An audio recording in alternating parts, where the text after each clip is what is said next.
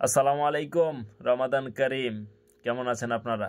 আজকে প্রথম রোজার সেহরি করতেছি তো সৌদি আরব থেকে। টাইম এখন প্রায় 4টার কাছাকাছি, 3:40 হয়তোবা। তো কি দিয়ে আমি আজকে প্রথম সেহরিটা করতেছি বিদেশের মাটিতে, একা একা একা করতেছি। তো কি দিয়ে করতেছি আপনারা একটু দেখেন। জাস্ট আপনাদেরকে দেখাই। এই যে এটা হইতেছে আমার প্রথম দিনের সেহরি। মুরগির মাংস, এইখানে আছে একটা জেতা কই মাছ। নড়ার কারণে এটার কেল্লাটা আলাদা হয়ে গেছে। এই যে কেল্লাটাও আছে এখানে, মাথা। ওকে, সালাদ,